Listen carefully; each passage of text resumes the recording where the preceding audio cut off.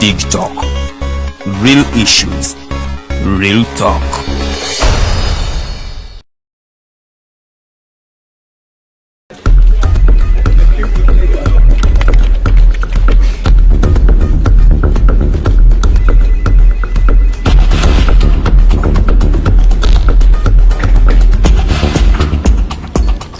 Are you guys ready? Okay, let's serve Uganda.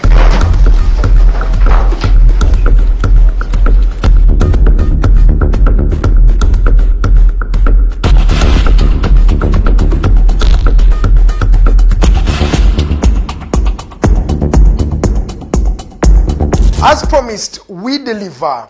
We are redefining the social media narrative, asking tough questions and holding your leaders accountable. We are non-partisan and break down having a conversation with Uganda. We are the Mighty Drive. We hold debates that give you viable solutions. We bring to you people that Ivora is wanting to listen to. We are gender sensitive and give space to the unheard voices. Not forgetting the quote of the day. We are live on our social media platforms, The Alternative Uganda on Facebook, YouTube and Twitter from Monday to Friday, 7 to 9 a.m. Don't miss the debate behind the wheels and our studios. I am Edgar Mathew Karuhanga and Princess Luwedde Lilian. Expect in-depth analysis, credible, factual and authentic information. We are the Alternative Dig Talk. Real issues, real talk.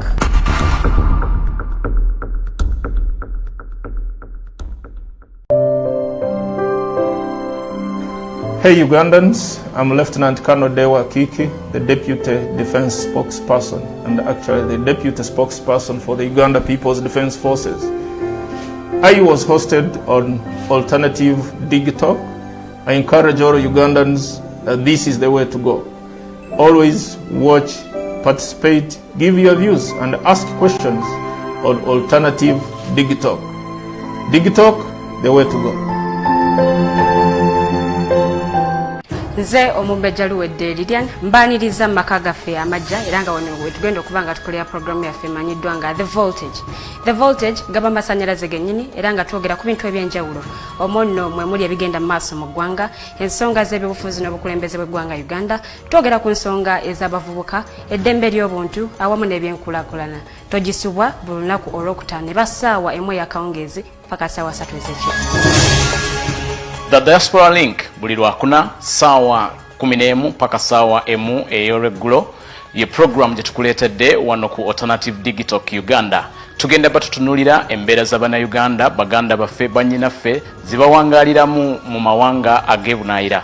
Bangi banyigirizibwa, bangi bakosebwa, bangi bayisiddwamu amaaso. Naye tugenda batutunulira engeri gye tusobola okulongosaamu embeera zaabwe. Tugenda kuba tulaba abo abakwatibwako abateekeddwa okuba nga balongoosa embeera zineeno. Tosubwa buli lwakuna n'omuweerezaawo Nixon Segawa. Hello everyone, my name is Abdulatif and I welcome you to the Hotline Show here at the Alternative Dig Talk as we discuss issues of national importance. Join us every Monday 7 to 9 p.m. and see who will be occupying these seats here with us. Keep it Dig Talk, real issues, real talk.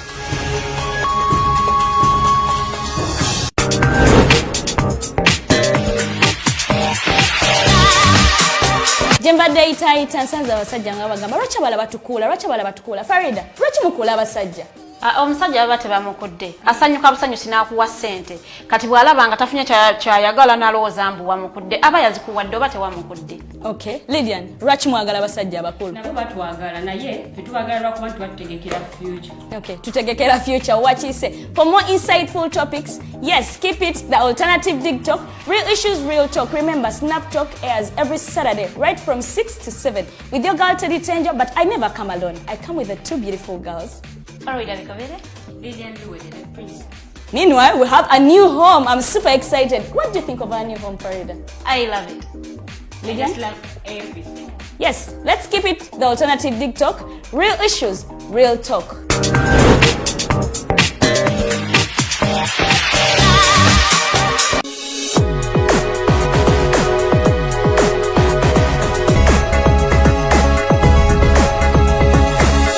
The Alternative Dig Talk. Real issues, real talk.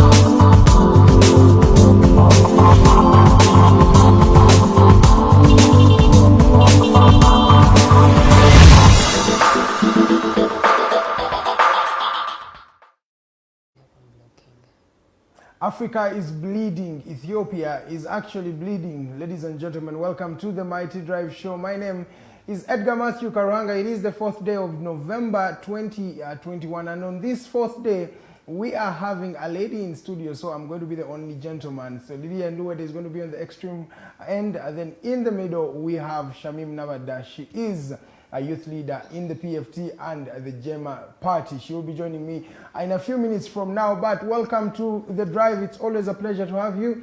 Ladies and gentlemen, thank you everybody who's watching from the northern part of Uganda, in the central, where we're streaming live from right here in Makindye Lukulinanganda. That's where you find the Digital House. And yes, there are people who watch us from all over the globe, in Dubai, in Qatar, Abu Dhabi, and the rest of the world. We have a lady from South Africa as well. In fact, it's a family from South Africa that watches us. Thank you so much. It's very, very good. And it's heartwarming and encouraging to know that every day, 7 to 9, you wake up to watch the Mighty Drive Show. My name is Edgar Mathew Karuhanga, and yes, I'm here to just give you what is happening in the country and all over the globe. Let me start off the discussion from what is happening in Ethiopia. As we are speaking right now, Ethiopia is continuing to bleed. Many people are now dying because of the various reasons. There is war there. That is the first reason. Then there is hunger. At the same time, there is famine. There is a disease and a lot of things that are happening in the Horn of Africa.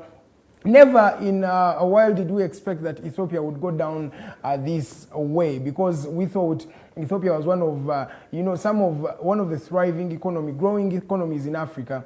But later on, it is sad to realize that yes, these people are actually dying just like that. Now, where did this death come from? Remember, over time, I've been telling you here right on the drive that Ethiopia has been having a problem between the Tigris, these are the people in the eastern part of Ethiopia, and the central government, mainland Ethiopia, that is Addis Ababa. Now, over time, the Tigray were the first people to, first be leading Ethiopia in the 90s, you remember. But later on, government was changed, and then we had the Ahmed Abios coming through in that time. But now, the Tigray say they want independence from mainland Ethiopia, and what Ethiopia is saying is that we cannot give you this independence. Now, because of that, we have seen a lot of wars between the central government and the Tigray region. The Tigray region is a very vast area, and now you should know that the TPLF, that is the Tigray People's Liberation Front, is not only with the Tigray people, but even other people from other regions of Ethiopia have started joining forces with the Tigray to make sure that they fight the central government. Now, Ahmed Abiy's central government says in retaliation, they are going to be blasting the different parts of Tigray, and they have been doing this over time. Now, many people are dying, and because of the war that is in the Tigray region, the central government is not allowing things like food, things like utilities, water, and electricity to go to the Tigray region. That means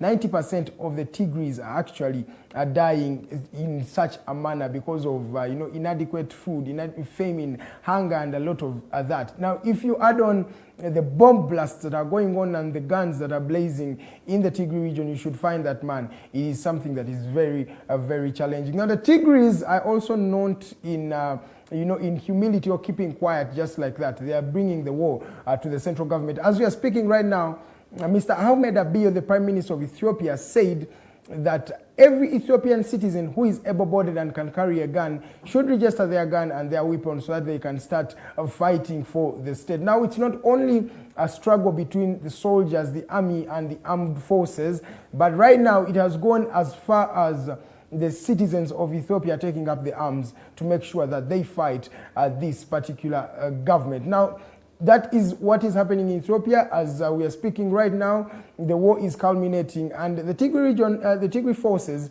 look like they might be able to capture Addis Ababa. And when they do that, that means the government of Ahmed Abiy will be down, and that means they will not be having any central government anymore. The Tigray will be in the driving seat of Ethiopia. Mwe abaganda bange aboluganda kyembadde ngamba mbu mu Ethiopia ekigenda mu maaso ku lutalo oluli wakati lw'aba Tigray ne central government nti aba Tigray be bano aba Ethiopia bosanga in the eastern part mu buvanjuba I think ya mu buvanjuba bwa Ethiopia. So bana abami basalawo okwekolamu omulimu basobole okubanga balwanisa gavumenti entuufu eriko ey'omwami Ahmed Abiy nga bagamba gavumenti ene bayisizza bubi nnyo n'okubanga eyongedde n'okubata imabegako mbadde mbabulya story ne okuva we yava nti abasajja bana batigre baagala kubanga basesidinga obanga bamenyeka bafuuka eggwanga eryetongodde nga olaba Somalia we yamenyeka ku Ethiopia, Eritrea we yamenyeka ku Ethiopia, nabo baagala kusalawo nti omanyi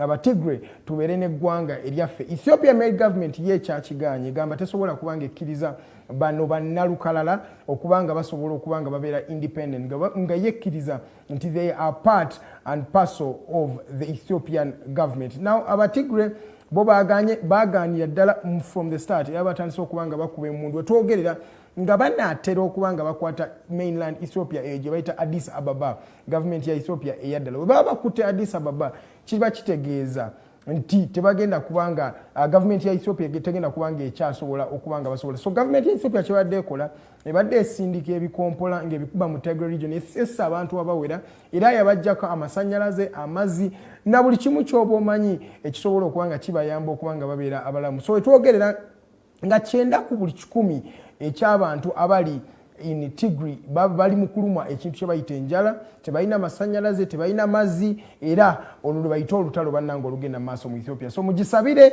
ate ekyewuunyisa what is really unique about what is happening in Ethiopia is that the African Union, the United Nations are still quiet about the genocide that is happening in Tigray. Abaana abato bannange bali mu kubatta era obogenda n'onoonyeza ku mutimbagano so olaba video zino abantu be bakubye ebikompola engeri abantu bonna gye bafudde gye bali eri naye wetwogeranga bano abasajja aba African Union organization egatta African countries zonna ne United Nations egatta amawanga gonna bakyasirise bali mu kukola kyennyini ekyali mu Rwanda in 1994 nti UN yasirika ne yefuula mbu yayitetegeera kyali kigenda mu maaso mu ggwanga lino erya Rwanda. Wayiseewo ennaku 10 abantu bafudde ate ne balyoka bakomawo nti nomumanyi tumanyi genocide ebadde egenda mu maaso munaatusonyiwa. So these are the things that we should talk about because if we do not talk about them, Africa is playing a deaf ear and the whole world is playing a deaf ear towards what is happening in Ethiopia. But lives are being lost, lives are at stake. So as the fourth estate, that is what we do. We inform you, tell you what exactly is happening in such places so that you can as well be updated and maybe find a solution that will help Africa at the end of the day. It is in the past that Africa was still bleeding like that. We should be a country or a continent that is moving on, leaving the past behind and developing like any other European continent. So that is it from what is happening in Ethiopia. We shall keep you updated about exactly everything that will be going on down there. If they take power, we shall tell you. If guns continue to blaze as they are doing right now, we shall still inform you at that. Ndoza tukomeko mu mawulire agava mu ggwanga erya Ethiopia. Let's talk about Uganda here. Minister Nabanja jukira badde n'olutalo lubadde lugenda maaso n'omwami Hilary Onek is the Minister for Disaster Preparedness, Relief, Disaster and Disaster Preparedness. Oyo mwami Hilary Onek yavaayo n'agenda ku mutimbagano n'agamba bannange Nabanja ansuseeko emirimu gyange gyonna yali mu kugikola sikyalina mulimu gwonna. Then in the feedback that Nabanja gave yagamba mbuno omwami Hilary Onek is lazy, so that is how she called him. Now they are going to be having a meeting with the Vice President, Mrs.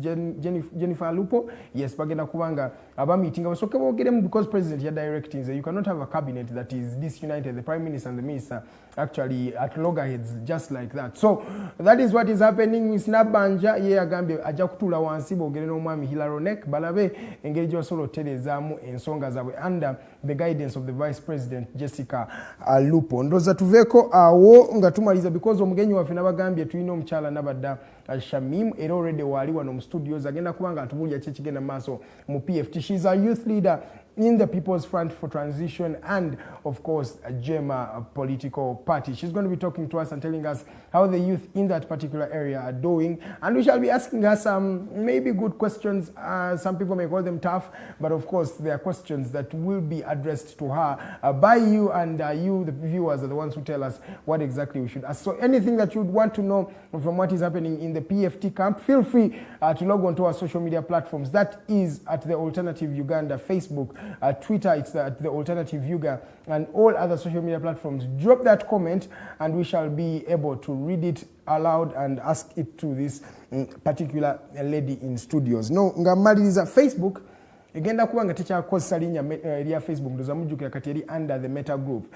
Na ngovudde ku ekyo Facebook erina ebintu byetandisa okuba nga ejjewo ekintu kye bayita facial recognition software. Oba olaba ebifaananyi bya Facebook w'okikuba kisobola okuzoominga ne kikulaga nti ono bamuyita Rogers Tulyahabwe, then ono Edgar Mathew Karuhanga. Now Facebook ejjewo enkola eyo ng'egamba nti enkola eyo eyinza okuba nti eyingirya privacy ne ethics eza Facebook nga a platform where people actually need to have their privacy, because wobo oscanning n'ofuna erinnya ly'omuntu, that means n'omuntu omulala asobola kikozesa n'akozesa erinnya lyennyini in a wrong way or something like that. So Facebook yajjeewo ekyo enkola eyo ey'okurecognizinga faces mu bifaananyi ebiba bipostingiddwa ku mutimbagano wono. Naye nga mu nkola eyo yonna mu rebranding gye tulaba ya Facebook gye yagala okukola waliwo ekigenda mu maaso, ndowooza mujja kukitegeera. Facebook ennaku zino ebadde etandisa okuba nga running bankrupt, ebadde tekyakola bulungi nnyo, akasente ebadde kafiirwa, ate ne brand yayo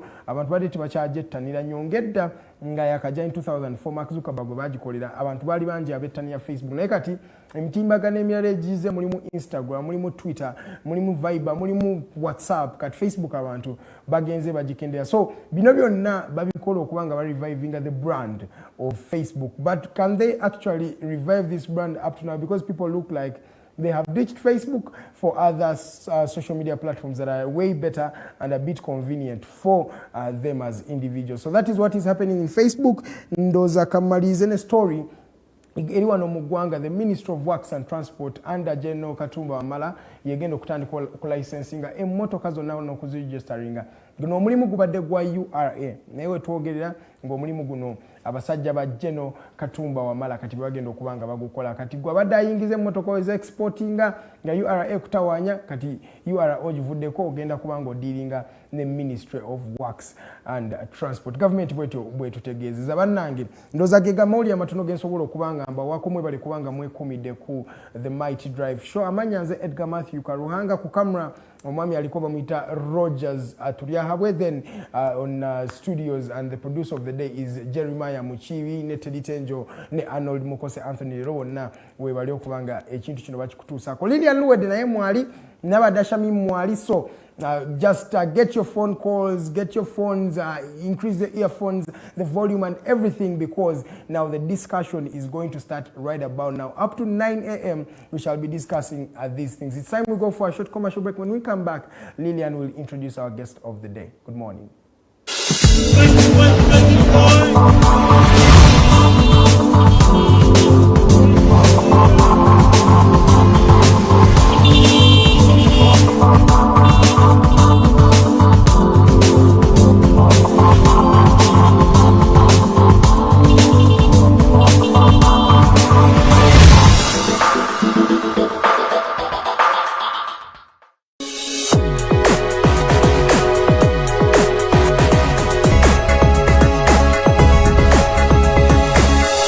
Alternative Dig Talk. Real issues, real talk.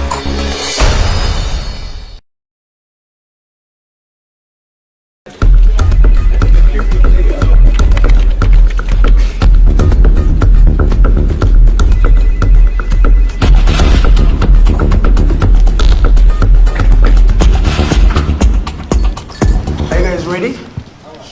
Okay, let's serve Uganda.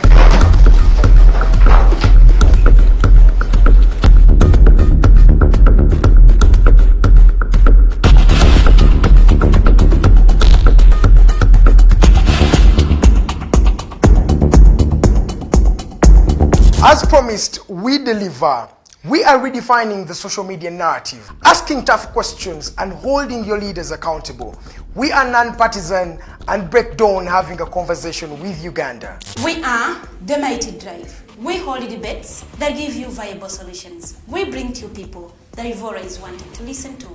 We are gender sensitive and give space to the unheard voices. Not forgetting the quote of the day. We are live on our social media platforms, The Alternative Uganda on Facebook, YouTube and Twitter from Monday to Friday, 7 to 9 a.m. Don't miss the debate behind the wheels and our studios. I am Edgar Mathew Karuhanga and Princess Luwedde Lilian. Expect in-depth analysis, credible, factual and authentic information. We are the Alternative Dig Talk. Real issues, real talk.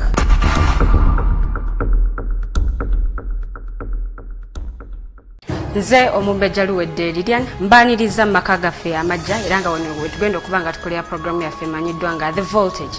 The Voltage gaba masanyalaze gennyini era nga twogera ku bintu ebyenjawulo omonno mwe muli ebigenda mu maaso mu ggwanga, ensonga z'ebyobufuzi n'obukulembeze bw'eggwanga Uganda, twogera ku nsonga ez'abavubuka, eddembe ly'obuntu awamu n'ebyenkulaakulana. Togisubwa buli lunaku olwokutaano eba ssaawa emu ey'akawungeezi paka ssaawa 3 ez'ekiro.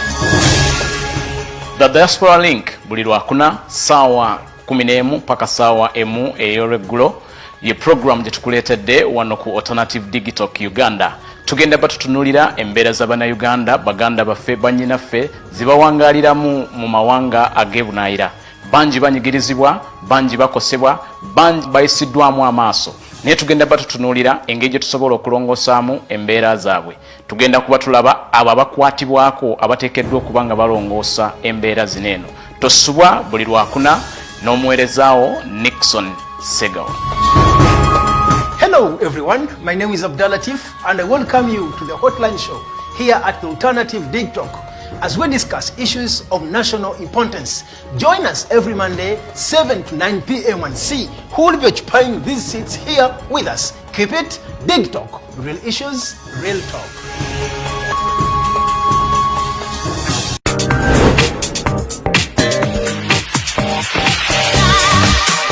Jembadde itaita nsanze abasajja nga bagamba lwaki abala batukuula Farida lwaki mukuula abasajja omusajja baba tebamukudde asanyuka busanyusi n'akuwa ssente kati bw'alaba nga tafunye kyayagala n'alowooza mbu wamukudde aba yazikuwadde oba tewamukudde. Okay, Lilian, lwaki mwagala basajja abakulu? Nabo batwagala naye tetwagala lwakuba nti batutegekera future. Okay, tutegekera future. What you say? For more insightful topics, yes, keep it the Alternative Dig Talk. Real issues, real talk. Remember, Snap Talk airs every Saturday, right from 6 to 7, with your girl Teddy Tenjo. But I never come alone. I come with the two beautiful girls. Meanwhile, we have a new home. I'm super excited. What do you think of our new home, Farida? I love it. Lydian? I just love everything. Yes, let's keep it the Alternative Dig Talk. Real issues, real talk.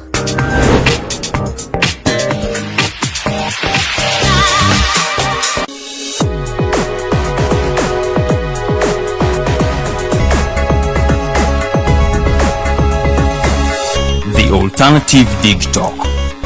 Real issues, real talk.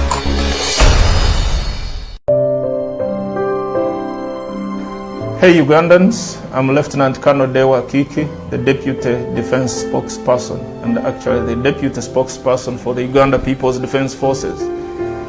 I was hosted on Alternative Dig Talk. I encourage all Ugandans that this is the way to go.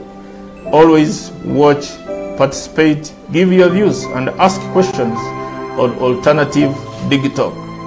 Dig Talk, the way to go.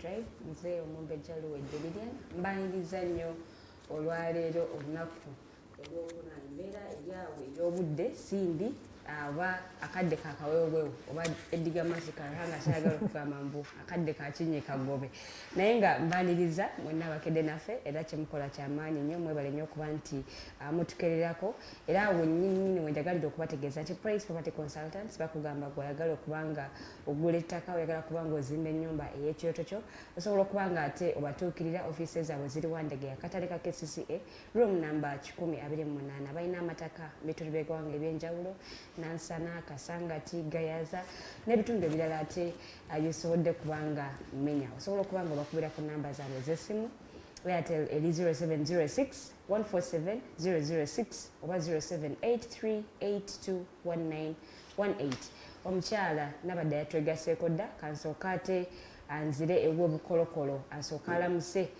kuba tulaba tutandikirawo nno wennyini okubanga ate tukubaganya ebirowoozo olwaleero tusanyusa okulaba mukyala Nabadda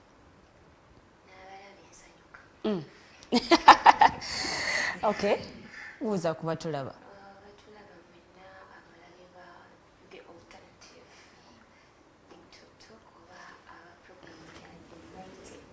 The Mighty Drive. The Mighty Drive. Balamusako mwenna nekiramusa ekisukkululu assalamu alaikum. Nabadda asobola atya politics ng'ayogera mpola politics za Uganda bantu baleekana buleka eddoboozi lye likkakkamu nnyo eddoboozi lye likkakkamu nnyo for politics eddoboozi lyange likkakkamu oli mulwadde obambi ng'olabye sorry ng'olabye naye tukwaniriza nnyo wano era kyasanya okubeera naawe abannayuganda baagala okusooka okumanya omukyala Nabadda Shamim yaani ono gwe tulina leero mu studios. If you have to describe yourself, who are you? If I'm to describe myself, yes. Nabadda Shamim. Yeah, it's okay. Kansooke mala patenezaamu ekintu naddala abantu abamu nga kwesti wangu emyaka gyange. Nabadda Shamim is a 27-year-old Wow. lady. Okay. I subscribe to Justice Forum Wow. for the Jema Party. Yes. And in Jema, I'm the Secretary for Foreign Affairs on the Youth League. Executive. I'm a businesswoman. Yes. I own different franchises. Wow. I'm an active politician. Okay. Currently the chairperson, yes, of the Red Card Swarm, Wow. or the youth wing of the People's Front for Transition. I'm a former Mistress in Buganda Queen, ambassador, that was 2018, and still a former candidate, LC5 councillor, Northern North B, in the last elections 2021. ebitiibwa ng'oyina biyitirivu. You are a model, you are a politician, you're a businesswoman. How do you deal with that in this era? It feels like it's a lot of things. It's not a lot of things. It's one thing we ladies, it's just natural that we're we can multitask. Okay. Okay. But then men, you know, a man cannot handle business and then handle this and then handle that. At times they fail to handle marriage and business at the same time. Yeah, but really we may not multitask. Thank God for that. Okay. Okay. It's happy to have you here, but let's start off the discussion. We would want to know, before we enter into the PFT and the Red Swarm, we want to also first know what attracted you to Jema, because it's not very many youths that you find in a political party like Jema. Most of them will be maybe FTC and the new kid on the block, NUP. It's very rare to find a young person who is attracted to the Justice Forum. What attracted you as an individual? First of all, I'll take you back to what you just stated. It's very hard to find youths who are in Jema has very, very, very many youths, and that's why we have a youth wing. Okay. Because I believe if they weren't many, we wouldn't have a youth wing. But not Mwali as much bagasse as wamu FDC. ne mube mwali batwalidde wamu. Just that maybe not know them. But then what attracted to me to Jema joined Jema way back in 2016. Wow. Why did I join Jema? Yes. It's because of its ideology. So The activism. African unity. I believe in unity. I believe in justice. Yes.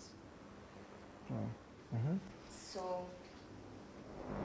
when I look at its ideology, of course, I was just now I feel like why don't I join Justice Forum? Yes. Why should I then Go to any other political party. or why should I join DP? Actually, the person who someone who inspired me to join Jema. No, to join politics. Wanted me to join DP. Okay. Now I go to DP. I used to go to the DP offices. Most of my friends are DP, yes. But then now, when I look at The ideologies of the internal fights they had. during that time. And now I'm like, no. Wanasijao. Okay. And now I'm like, no, this is not where I deserve to be. And I hear there's justice for them. So I would rather go for justice. How did you connect from with Justice Forum there and then okuva because yali akuletedde ekirowoozo yali wa DP oba yakwagaliza okuyingira politics yali wa DP? With Justice Forum, yes, nga ono bwe yagambye nti abavubuka ye bamanyi batono abali mu Justice Forum. But still within my circles, most of the people I know, my age mates, were Justice Forum. Okay. Yes. So Charlie na search for nambuzibu wonna kujijoininga.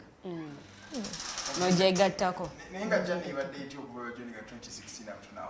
5 years down the road, any lessons you've learned, any challenges you've gone through? Yes, you'll find a lot of challenges, but still, I can't say into challenges a zombie. What I can say, I've learned a lot. Okay.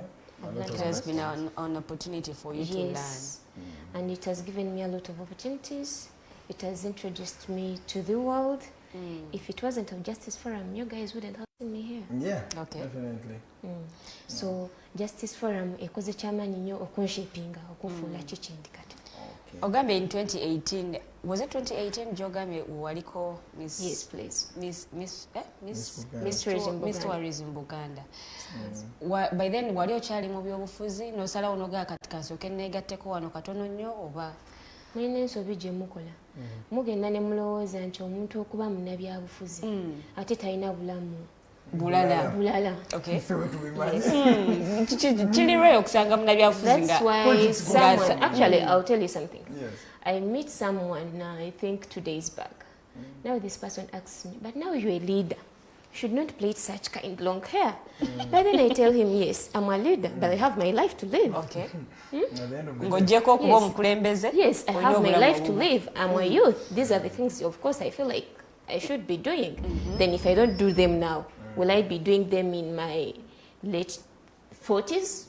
Or 60s? When nakula nenkananga ombako mgwe nakula negomba namboze. By then, she was my mother's very, very good friend. So when nakula netuka mu myaka gye, will I play this hair? And then he's like, oh, now I get it. So I'll tell you, I have a life to live apart from politics, away from politics. Yes, so I joined tourism. I joined tourism. Actually, I was home. So a friend of mine had already told me about the Miss Tourism issue, and then I'm like, I was home, now I see on my phone, and now I see, as I was on Facebook, now I see something, a post. They were like, they need contestants for Miss Tourism Buganda, and I'm like, I'm a Buganda, yes. Why don't I give it a try? Can't I? If they did it, why can't I did it? And then I'm like, omanyi ndi muntu akubirize nnyo era wakanya nnyo n'abantu okusema emiti. So now I'm like, if I go join Miss Tourism Buganda, can this platform help me raise my voice?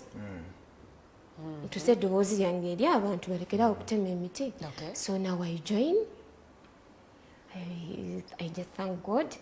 I joined, actually, by the time I went there to pick the forms, fill them, then it was just 2 days to the main day, to the auditions. That's when you went and picked the papers. So actually, I picked the data.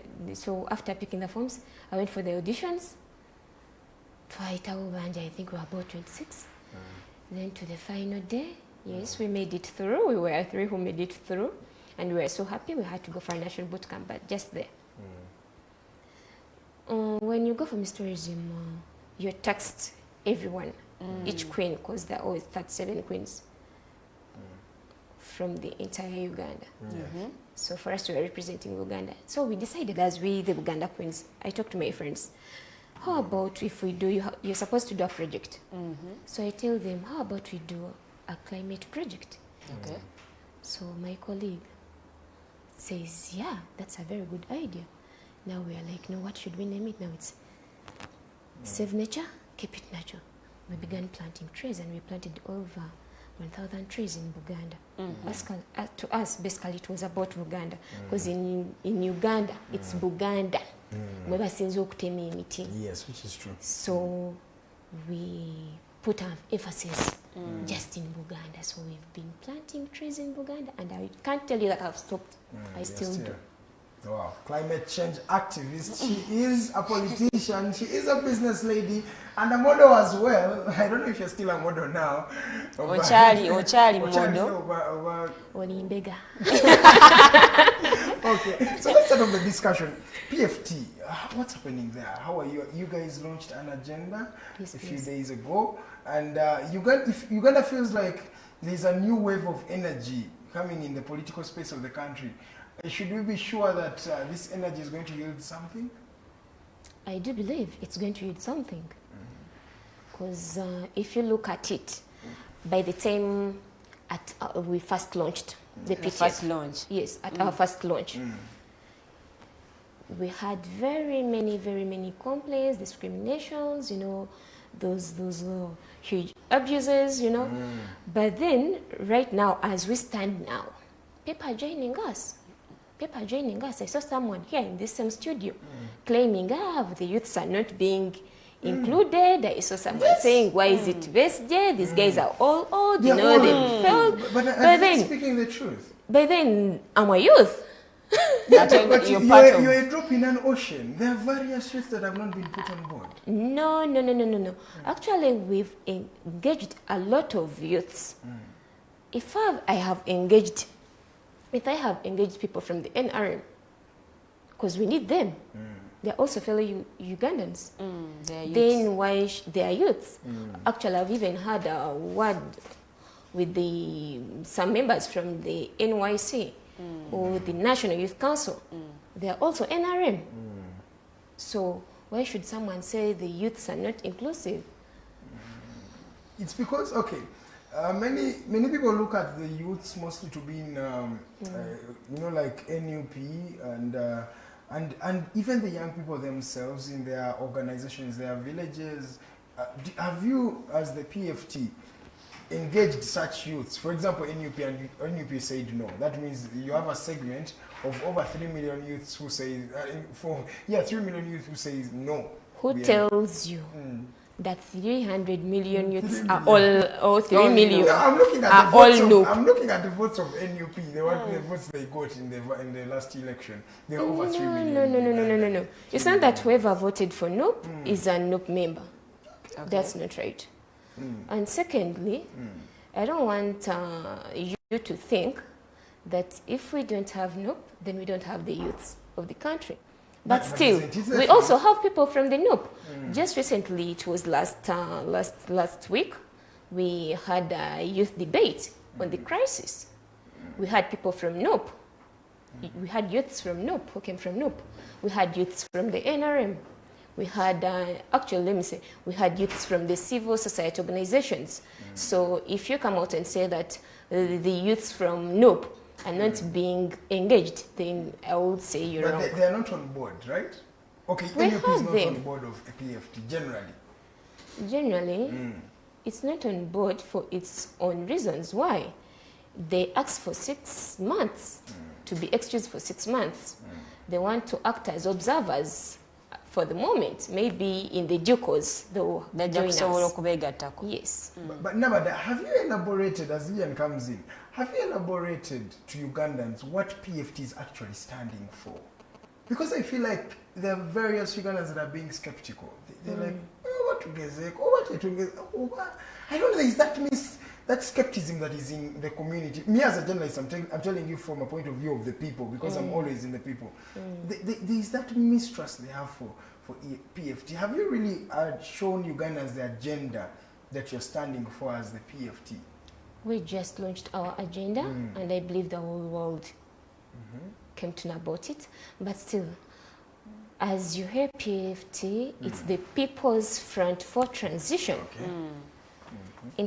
In simple terms, it's just amalgam force of the different opposition leaders or opposition forces that are in the change, that want a change. Yes.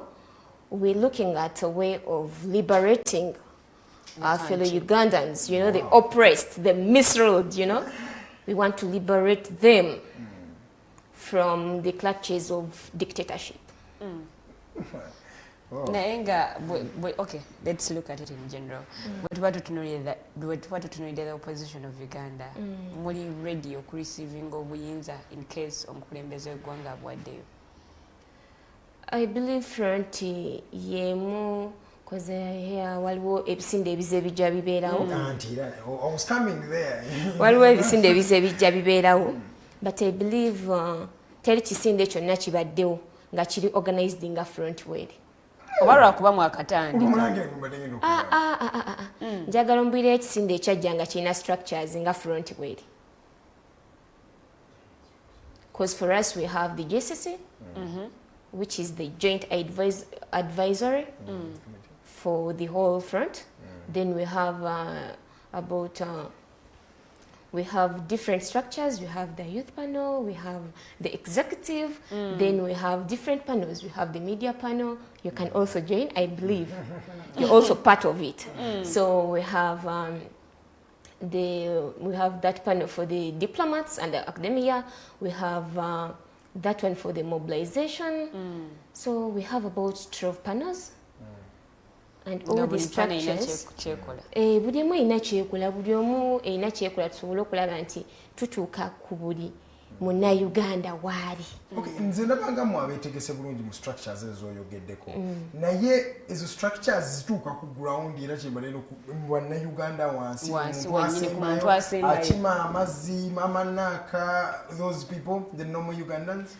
Nja kuddamu nga nkugamba nti buli munnayuganda ali wansi eyo structures zaffe zimutuukako era amaloboozi gaffe gatuukayo. Why? Njagala nkuwere example ku pani eyange gye nkulembera eya the red card swarm ey'abavubuka. Nti mu red card swarm we have students from different institutions. We have youths from civil society organizations nga we nakugambye. We have youths from different political entities.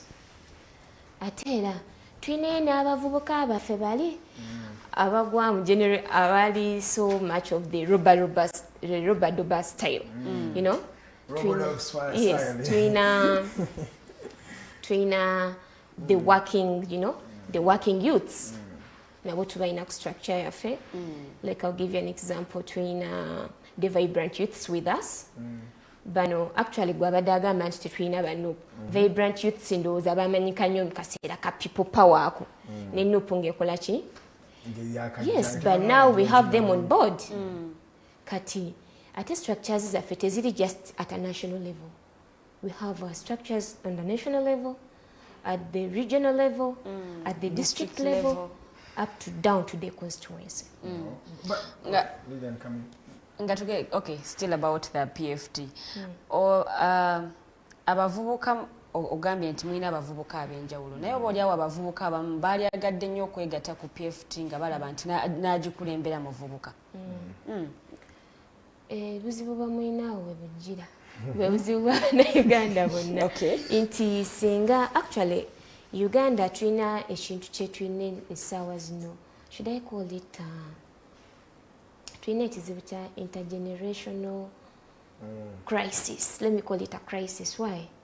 Nti omuvubuka essaawa zino bw'olaba omuntu omukulu akukulembera, you feel like you're offended. But then abantu bano batulina bye batusingako. Experience. Batusinga experience, you know. That is the biggest lesson, experience. I believe they can be good advisors to us, you know. They can shape us well. But then, wobanga like Kiza, my chairperson of the front, Dr. Kiza Besigye agamba ku wetwaje tulunkinga agenda yaffe. Yagambye n'agamba nti yenna ali eyo. Nga gw'owulira wandiyagadde okukulembera front. Omukisa weeguli. Ajja kudda ebbali gw'agamba nti oli muvubuka oyagala ajja kulembera ojja okulembera. Nejangu mu front. Yes, we welcome every person. We're so welcoming. Tetulina gwe tugoba, oba ddiini kijovaamu, oba gwanga kiryovaamu. We're not discriminating anyone as long as you're a Uganda. Era ng'oli munnankyukakyuka. Ng'okkiririza mu nkyukakyuka. Tukwaniriza. But Shami, isn't that Omwami Richard Kano Kiza Besigye yagambe, isn't that political talk? Because we are seeing the same faces. It's that not we've just seen over time, and the faces that we are seeing as Ugandans are the faces we've seen joining every alliance that comes. We saw them at TDA. We've seen them in People Power recent. Now they're here in the National Front. They were part of DP Bloc. Yeah, it feels like we're seeing the same faces. There are no new faces. There are no new ideas. Is that what Ugandans should think? I believe you've joined the PTF. Actually, this is what I should do to you. I should give you a red card. Why? Because you're among the people who joined the People's Front for Transition. So if you believe you're a new face, why don't you nominate yourself? Because the leaders we have are interim leaders. So but they're speaking from the reality, Shami. Yes, we're all interim leaders. On our launch, as we launched the structures of the youth league, Dr. Kiza Besigye spoke it well, that we are interim leaders. So anyone who comes out, it's not just a political talk, no. Anyone can lead. If you feel like you want to lead, come on table, come on board, you know. But there are always the big guns there. Because you're in the media, it's like PR, right? You have to put smear a kazigo around. Tetulina kya kukweka, tulinsuubira nti front kye kintu ekirambulukufu ennyo nti buli kimu kyeyogerera. Buli kimu mwakikubya abantu mu maaso. Buli kimu kyeyogerera. Era singa twabadde n'ekyokukweka, twandibadde nga enkuŋŋaana ze tufuna tetuyita bannamawulire kubaawo. Twandibadde nga tubikola ne yibeera indo. Naye the fact that tuyita the media, you know, ne mubaawo buli kimu ne mukiraga eri ensi kiraga nti tuli balambulukufu nnyo. Wow. Balambulukufu nnyo nga tugenda mu break because ndaba obudde bugenda munatera okutugwako ja tugendeko mu short commercial break. I want you to first tell me, do you think where People Power has failed, where TDA has failed, where the G24, many People's government, the People's Government itself, where they have all failed to achieve, how can you convince Ugandans that you will achieve? What I would love to tell to my fellow Ugandans is that if you speak of all these movements that have been around before, this is not a movement. We said it's a front. So actually, sijja kwogera nnyo ku ziri ez'emabega ze taking a part, but I'll speak of the People Power. No, the People Power. Yes, I was part of it. Yes, I was part of it. Why? You are also People Power. What's people power? Gemanyi government. We're the people, you know? So, at a front, it's not a political party. It's not a political party. Neither are we aiming at forming a political party, no. Era ziri obaka nstamininga movements ezibaddewo. Ezibadde nga zijja mu kaseera kaki? Kabululu. Nga their aim is the election, you know what? The elections time. But then, kati woleeta ekisinde mu kiseera ekyaki? Ekyobululu. Nga kalulu kawedde. Mu kiseera ekyakalulu. Abantu bagenda kubagana kubanga tolina ngeri gy'ogenda bw'oba owa FDC wano kwa janyiga. Ono owa Jema owa Dipya janyiga. Ono owa CP omulala janyiga. So, olw'embeera ng'eyo ne wabaawo obukubagano. Kyova olaba nti ebisinde ebyo byonna bibadde nga bijja bikola ki? Biremererwa. Kakati ate ffe front tuzze nga tukkiriza nti omwami ono Mr. Museveni ne gavumenti ye tusobola ogifufuggaza ne tugiteeka wansi mu mirembe ate ng'ekiseera ekya 2026 tekinnatuuka. Mu mirembe. Okay, the gentleman that he is talking about is called Mr. Yoweri Kaguta Tibuhaburwa Museveni, and he has been in power for the last 35 years. She says they can use peace to actually oust a dictator before 2026. Now, that is a question that you can also think about. I'm thinking it's going to take something. But ladies and gentlemen, we're going for a short commercial break. When we come back, you start talking about there is a ground tour that they are going to make as the PFT, going to the various parts of this country to make sure that they preach the gospel of PFT. So we're going to talk about that, and maybe we shall ask about the unity of the opposition forces in this country. When will Uganda come and we shall see Kizza Besigye, Bobi Wine, Mao, and all the opposition forces in one umbrella fighting President Yoweri Kaguta Museveni. My name is Edgar. Let's go in for a short commercial break. We'll come back.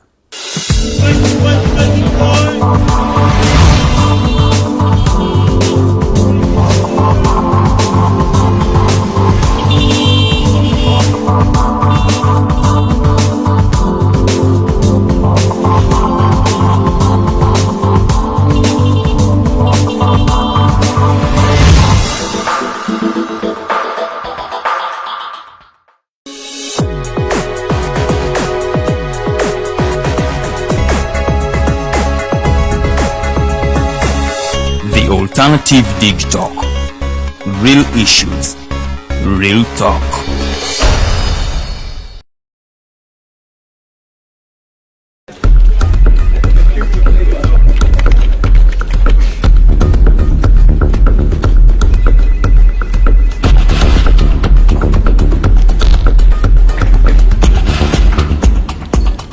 Are you guys ready? Okay, let's serve Uganda.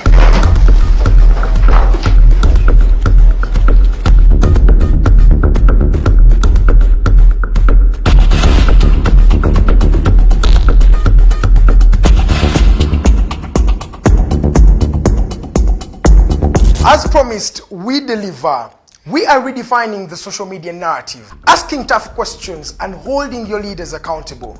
We are non-partisan and break down having a conversation with Uganda. We are the Mighty Drive. We hold debates that give you viable solutions. We bring to you people that Ivora is wanting to listen to. We are gender sensitive and give space to the unheard voices. Not forgetting the quote of the day. We are live on our social media platforms, The Alternative Uganda on Facebook, YouTube and Twitter from Monday to Friday, 7 to 9 a.m. Don't miss the debate behind the wheels and our studios. I am Edgar Mathew Karuhanga and Princess Luwedde Lilian. Expect in-depth analysis, credible, factual and authentic information. We are the Alternative Dig Talk. Real issues, real talk.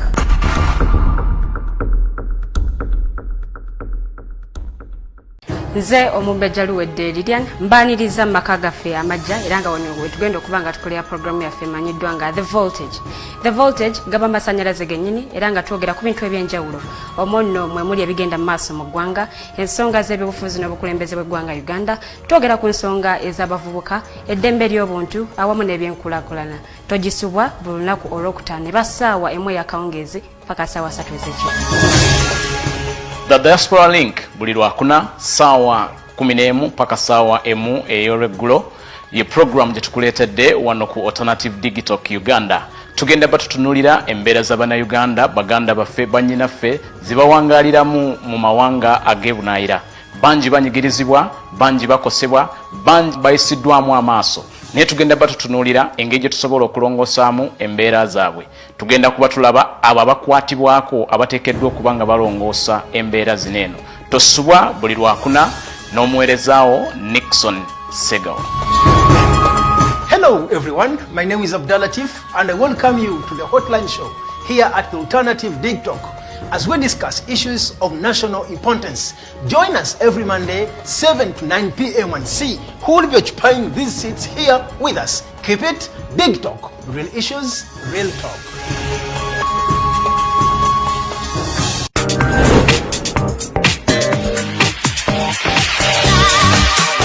Jembadde itaita nsanze abasajja nga bagamba lwaki abala batukuula Farida lwaki mukuula abasajja omusajja baba tebamukudde asanyuka busanyusi n'akuwa ssente kati bw'alaba nga tafunye kyayagala n'alowooza mbu wamukudde aba yazikuwadde oba tewamukudde. Okay, Lilian, lwaki mwagala abasajja abakulu? Nabo batwagala naye fetubagala lwakuba nti batutegekera future. Okay, tutegekera future wakiyise. For more insightful topics, yes, keep it the Alternative Digital. Real issues, real talk. Remember, Snap Talk airs every Saturday, right from 6 to 7 with your girl Teddy Tenjo, but I never come alone. I come with the two beautiful girls. Lilian Luwedde, the princess. Meanwhile, we have a new home. I'm super excited. What do you think of our new home, Farida? I love it. I just love everything. Yes, let's keep it the Alternative Digital. Real issues, real talk.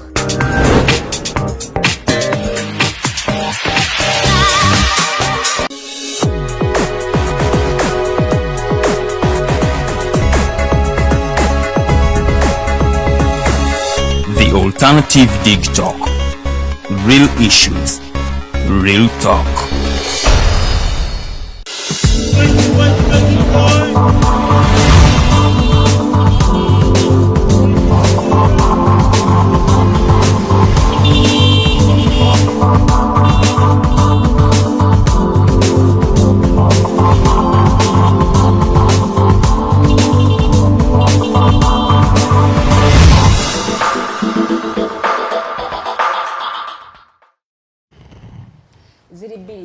Kusaawa 2 ez'amakya g'olunaku olwaleero The Mighty Drive ye program nze Omumbejja Luwedde Lilian ndi ne munnange Edgar Mathew Karuhanga awamu n'omugeni waffe omukyala Nabadda Shamim yatwegaseeko dda era nga tugenda mu maaso n'okuba nga ate atugayagaya mu nsonga nga bw'ozuulidde twogera nsonga za byabufuzi, nsonga z'abavubuka awamu n'ensonga ate ez'ekisinde ekipya ekyakamerukawo. Ekipya nno tekinnaba kubanga ate kimala omwaka mulamba naye nga munnange balonkinze agenda yaabwe wiiki eno yennyini era nga byemu ku bitugenda mu maaso n'okuba nga tukubaganyako ebirowoozo. Osobola okuba nga ate otukubira butereevu mu studios ku namba zaffe zengenda okuba nga ate nkusomera wammanga 0789017145 eyo no eya MTN.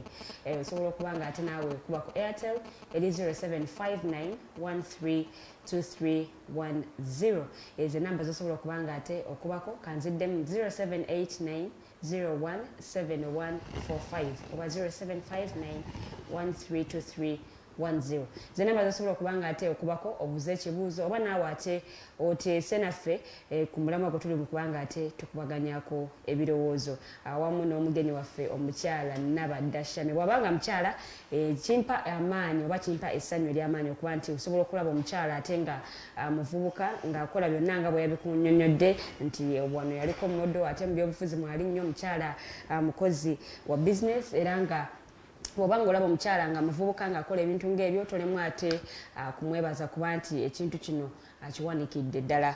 Mukyala okiwanikidde ddala ate nga oli mukyala muvubuka.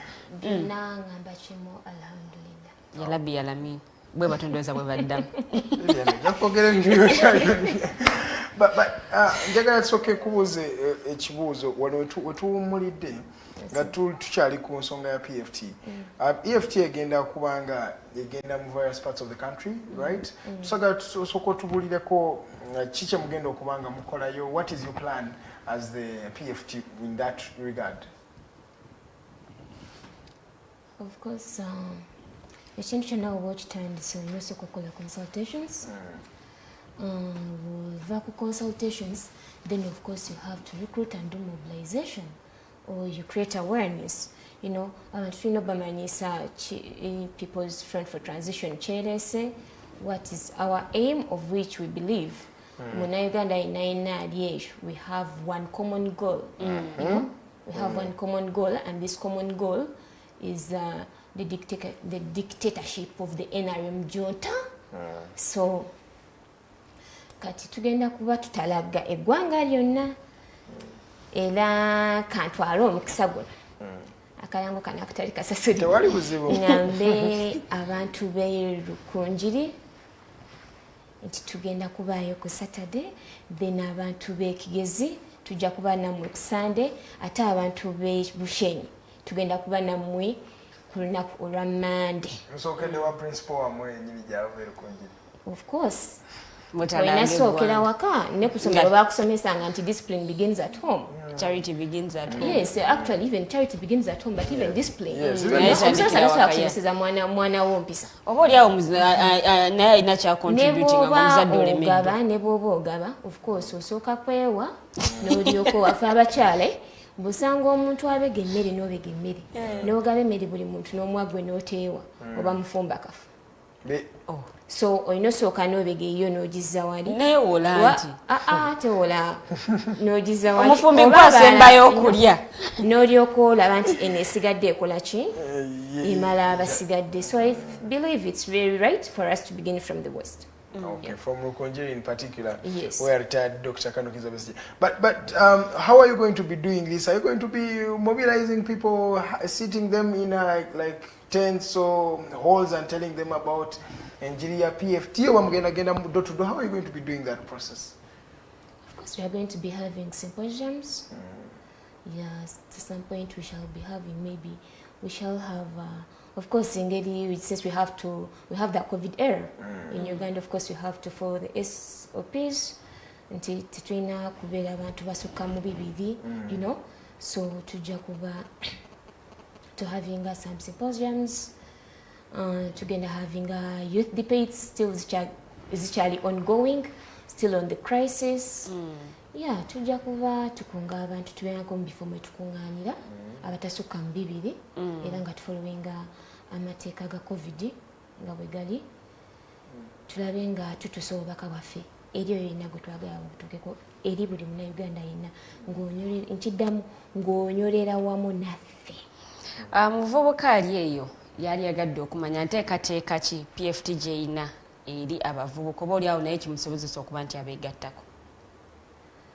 Omuvubuka yenna ali eyo nandikugambye nti ekisooka n'obwewombefu obungi nandikusabye kuba ebinyiga nze Nabadda, ebinyiga Edgar n'ebinyiga muganda wange ono byebimu era byebikunyiga.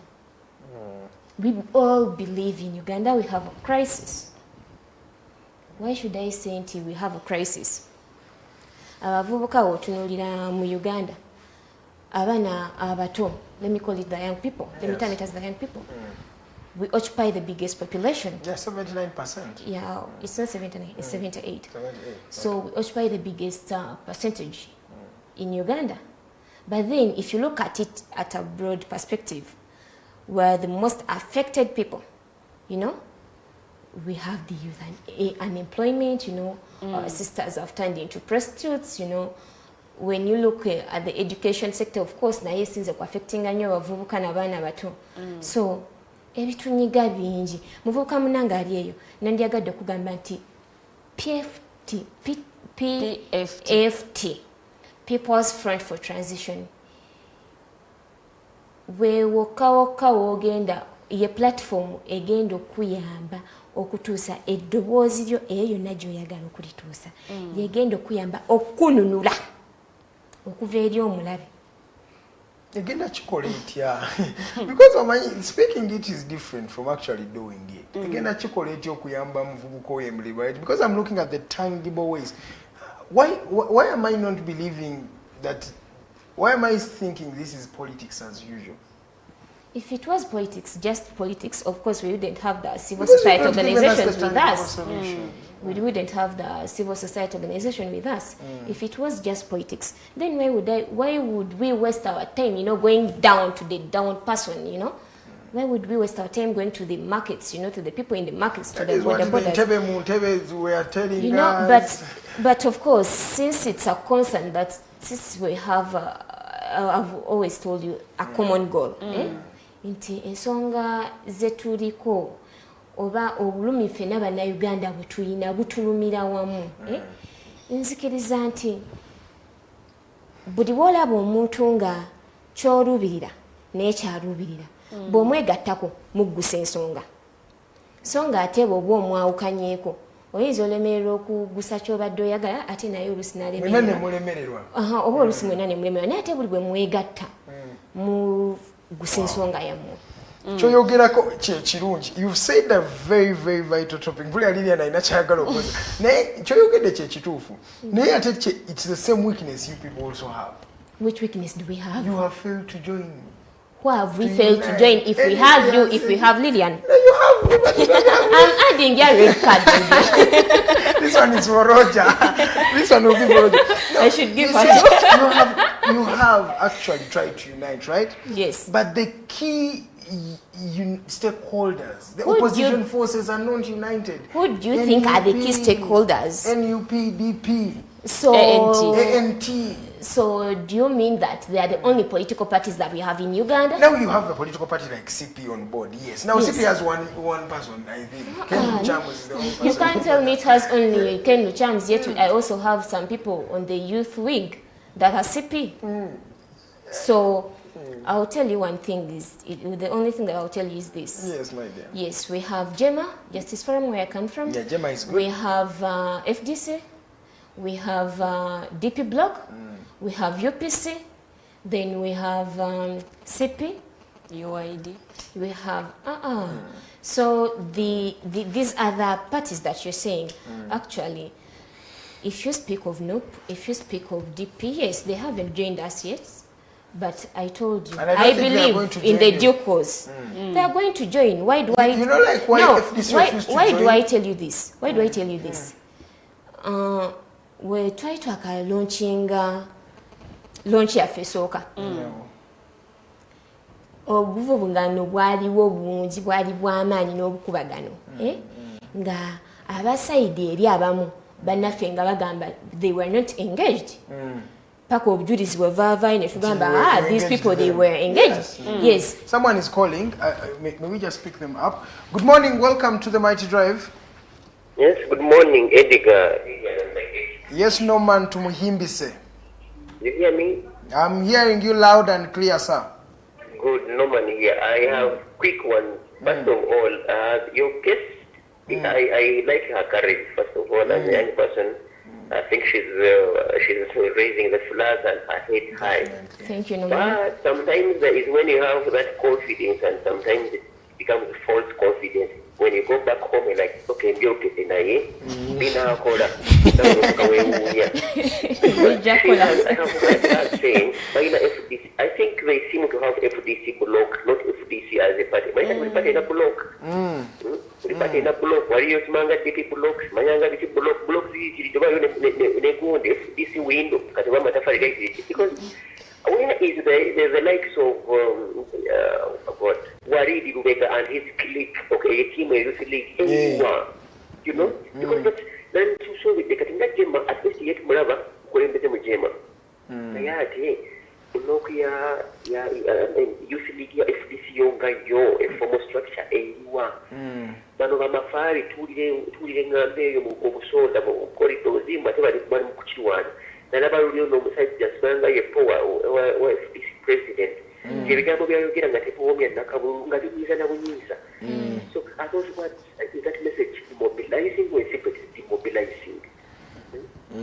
N'ekirala ekisembayo abawala ng'abatono nzi Katonda yanyambye natuuseeyo okwawo nga balonkinga wano juzi nga omukyala nga yaliwo yekakweyo teti bwe yabadde ng'omu ku bakulembeze abawala bege tebabyesuulu babbanga nasuki yeekola ku ngalabi. I think for me there is a lot to be done. Yes, we appreciate naye ndowooza kibulamu mu bulamu. We have a lot of work to do for sure. Okay. Kale, thank you so much, Norman. Thank you so much, Norman, to Muhimbisa for calling in live. He points out a very vital issues. He talked about you doing demobilizing or mobilizing. What exactly are you doing? He says you have the FDC block. You don't have FDC. I would love to reply him. Allow me to reply him, dear Norman. I would want to inform you that we have the FDC Youth League. We have FDC as in all. If you say Walid is not involved, then I believe you're misinformed, because Walid on the youth, on the Red Quad Swam panel is my vice chairperson. Okay. So Walid being my vice chairperson, I believe now you're well informed about it. Walid is my vice chairperson. We have Nasur, of course, he's from the FDC. And we have a lot of other members of the FDC Youth League on board. But Mr. Tumuhimbise also points out something vital. He says that you've not brought the ladies on board. That women have not been really addressed or brought on board of the PFT. And even when I was looking at the launch, so many ladies, it's more of the men. No. Yeah. Maybe you got it wrong. Of course, we have women, yes. Women are few. They're not few. And remember, women are the biggest number in this country. They're not really few, because we also have a women panel. We have a women panel. So, and we also have that, it's a women and special interest group panel. So, if you say women are few, I don't know, because I myself am a woman. Lilian is here, she's a woman. Actually, she's someone she's also a member. The post-special transition. So, if you say women are few, I really don't understand what you're saying. In this perspective, if he said he was there. If he was there, so I believe gender equality was observed. We had women, of course, and then we have the gentlemen. Yes. So, if you were there last week, as I held the youth debate on the crisis we have in our country. Yes, on our panelists, we had about 3 ladies and then we had 3 men. You get it? If you look... Was that the one that was moderated by Hasif Sechunga? Yes, please. Oh, yeah. Yes, please. We had 3 ladies and then we had 3 men. So I believe even when you come to the Red Swan, yes, when we're about 30, so the committee for the Red Swam comprises of 30 people. So these 30 people, of course, 15 are ladies and then 15 are men. Okay, I think he spoke of it in this perspective that the women are there, but compared to the multitude of women in this country, when you compare to the women that are in your PFT, they are relatively low. I think that's what he meant. How are they relatively low? Because Uganda has over 25 million women. So you wanted us to...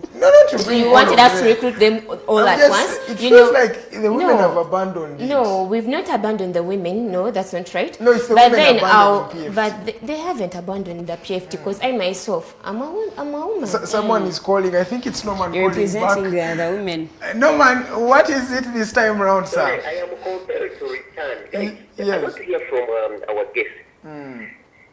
First of all, oluzungu nga luyitiridde ebiwandiiko byonna bye tulabako temuli ekyokubiri era ekintu kyasinze kunyiiza nze nga tekinnoomu because I've been participating in these all things.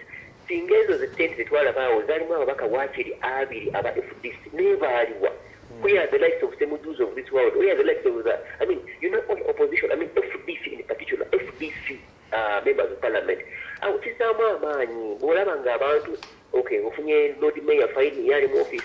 Nine bali wa MPs na wafuna kasala ka junta. Dabone banga bali side eno bali mekusubira baleme kweyisa nga katikkiro nga lodime yabwayogera gati ka analogic yaleeta ka katikkiro mukomera so bwemuba nga mwina FDC yonna tekyandibadde kirungi nga at least noba MPs nga 2 waba 3 n'omusubi balina mu parliament awo omuntu n'ansuubira nti fine temulina FDC block naye mulina FDC yonna as a whole. Kirabika mukulu nomani azze tagoberera bulungi enkuŋŋaana zaffe zonna. Because at some point I saw most people from FDC, Nalaba Honorable Norbert Mao, I've seen Doreen Yanjula, you know, I've seen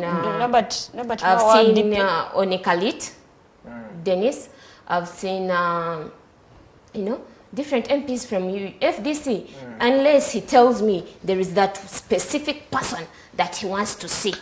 And of course, what I'll tell you is this, no man, not everyone, you know, like sometimes, you know, if you speak of the MPs, they are busy men. They are busy men, you know. Sometimes vaina emirimu emiraji baba baino kolachi okwasaganya. At least if we have some and some are here and then some are at the other side, even, you know, sometimes mobilizing. I've seen Semuju doing for us the mobilization. So I really don't understand what you intend to say if you say we don't have the whole FDC, unless you should say, I should look for you and try to recruit you too. Because maybe by speaking we don't have the whole FDC, maybe you mean that I haven't we haven't included you as woman. And I want to assure you that I'm going to look for you, not more than 2 days. Okay, but he also talks about the document being in English alone.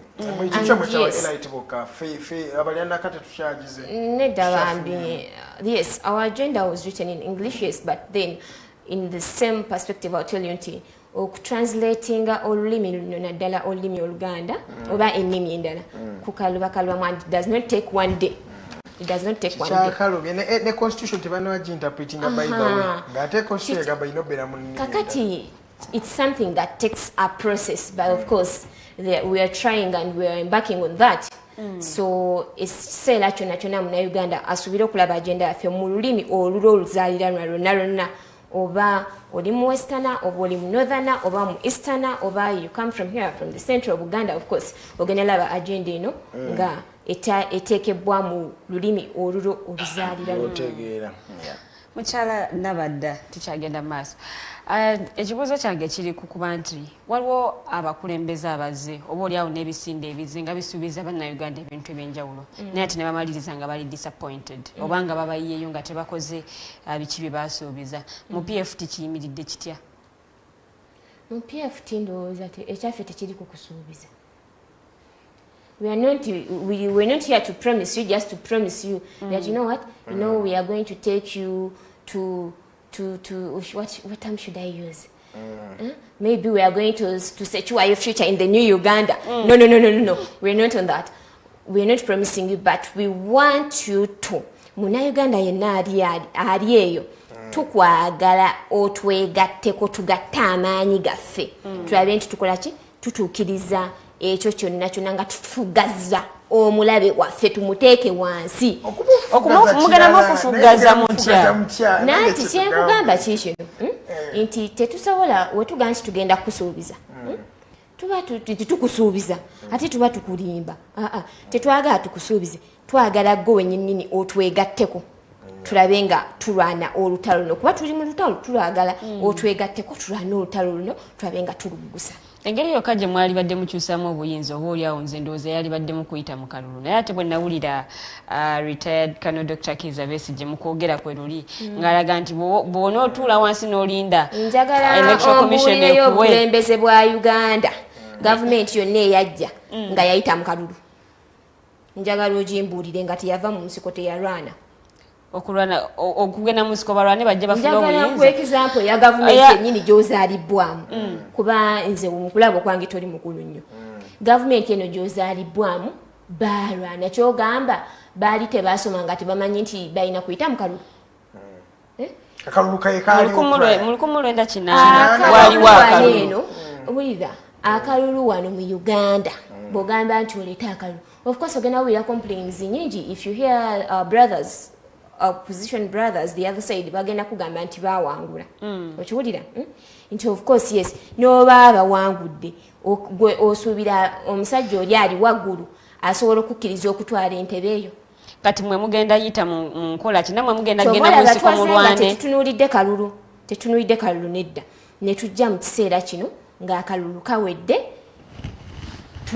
tumufufugaze tumunyigirize tumusindiikirize tumugye watuddawo tulabe tufuna a transitional government. Okay. But Nabadda, that will unite the whole nation. Nabadda Shamim, I want to ask you something, and now this is more of a personal question. You as an individual, yes, are you please. ready for the cost of power? Of course I'm ready. The cost. Do you know the cost of power? As you've seen, retired Kanokiza Besigye can tell you the cost of power. Bobby Wine can now tell you the cost of power. It takes a lot of things, including life, including blood being spilled. Are you ready for such? Actually, I'll begin by telling you one thing. Actually, the biggest problem we are having with the youths, and I myself am not among those people. The biggest problem that we're having is that Mr. Museveni has created fear in the hearts of Ugandans. So just by the mere fact that he has created fear in your hearts, so you just feel like you're not ready, to fight. But I'm telling you, this is a battle we have to fight together. And I'll tell you, any battle in any way, if we are looking at liberating a whole country, of course, there will be sacrifices. Ms. Nabadda, last year Uganda sacrificed, around this time, Uganda sacrificed over 50 lives. And those 50 are the ones that you can say are the official numbers. But numbers culminated to more than 50 people dying in just a space of 1 or 2 days. And those people had families, they had everything. And you want to say you are ready for that. Because now when you talk about sacrifices, it's always a sacrifice when the other person is dying. But when you die as well, your family is going to miss you. I'll tell you this. Today, what I'm fighting for is not my future, but I'm fighting for the future of my daughters. I'm a mother of two. Wow. 2 beautiful girls. So I'm fighting for the future of my daughters. So today, if I sit down and fold my hands as the country is being dragged down, so I don't know whether I will have an explanation to give to my children in the years that maybe that I was just holding my hands. So that's the reason as to why our country went down. But at least if I stand up and stand on my 2 feet and fight, at least my daughters will be proud of me. And they will hit that government. They'll be proud of me and very, very proud of me. Why? I did not sit behind. Right now, I'll tell you one thing. There's something that really, really, really, really disturbs my mind. When I look at the education sector, when I look at the education sector, 2 years old, children are home. Yeah. Our sisters are being impregnated. Our brothers are now using drugs, Some some little children are being forced into child labor. You get it? Our sisters have been forced, to go to the outside countries. I'll give you an example of the Emirates, to the Arab nation, to go bagende bakubecheyo eri babachunya just for 800 Ugandan shillings. Can you imagine? Abana kugamba abana bononesa abana bagenda. But why? It's because we don't have an organized education sector in Uganda. They are not organized at all. Kati ate ekisinga okunuma wano obwongo bwange buntabwira. Nti fe abaana abaffe batudde ewaka bayinoonika. Abaana b'abakulu bano babafulumiza amawanga basoma. Abaana baabwe bali mu international schools basoma. Abaffe nga bakoze ki? Batudde waka. Ate era n'otunuulira in the same issue. We have, I am one among those people who believe we have an education apartheid in Uganda. Why? Inti, singa we could all, singa chensubira nti yenaku eri ku mutima gw'omuzadde inti singa imba nsobola ku affordinga international school no wange nandibadde muteekayo but can you imagine someone was telling me at some school that I will not announce, it's an international school, basasula sente mwaka mulamba obukadde 13 ngamba mama ali mu katale wali eri nti agenda sobola okusasula obukadde 13 omwaka she can't okitegeera also gena sanganga neka toli ajagamba wembani na sente zange why don't I take my child to nanti gwe wazisomera ko ku international school someranga ko bara baganda obasomerayo tebasomeranga yo mama aba basomerayo no so I want to show you this no abaana oba ogeneze nambe nene y'abantu abagenza mu these schools of course bana baba n'abantu bano eno government eno eri mu kutunyigiriza abaana baffe batudde waka abaana bakula. I'll give you an example of my girl. I want to give you an example of my girl. By the time the schools closed, she was a bit young, yes, and small. At the moment, I bring her here, you think she's 8 years, but again, the girl is just 6 years. She has grown fat, she has grown tall. Abana bakulidde waka, and the worst thing about it, like I'll give you an example of the girls. Abawala banumanyo racha abawala banumanyo. Nti kati sawa zino omwala afunye olubuto. Omwala afunye olubuto. Tosobola mugamba nti ddeyo kusomera okuliki. Osome. Ng'omaze okuzaala alinga omulenzi akute ku ssente. Yes, by the way. Omwana omulenzi ng'akute ku ssente tosobola muzza ku ssomero ne woba okulota. Kuba kati ky'abategeera abategeera ki? Ssente. Now how are we going to bring back these children and cancel them and tell them you have to go back to school? It will be very, very, very hard. However much Mr. Museveni thinks that after giving birth they will be able to go back to school. Lwaki tewateeka Natasha alina wamfunisa olubuto n'olyoka omuzza ku ssomero? Musungu muyise naye mukyala Nabadda mukyala Janet Kataha Minister of Education yali annyonnyola ku nsonga y'abazadde abacomplaining nti lwaki temuggulawo masomero abaana boononesa abaana bafunye embuto. You're pointing out something nti abazadde abamu balemereddwa okutuukiriza obuvunaanyizibwa bwabwe nti abaana bano bwe baakomawo ewaka abazadde abamu baagula bangu omugugu nti abazadde time gye baabanga n'abaana yali time ntono nnyo oli n'alemerera okubangula omwana owuwe nga ye gwe yeezaalira n'anenya essomero nti lwaki amasomero tebagaggulawo abaana bano baddeyo basome. Kankubuuza ekibuuzo, omwana gwe nakeera ku makya ne neezaalira ate afuuka atya omugugu gye ndi? No, abazadde bangi nnyo abaana babafuukidde omugugu y'ensonga lwaki tolaba abaana babbe bafumbiza. Omwana teri muzadde atayagala mwana we, okitegeera? Teri muzadde atayagala mwana we.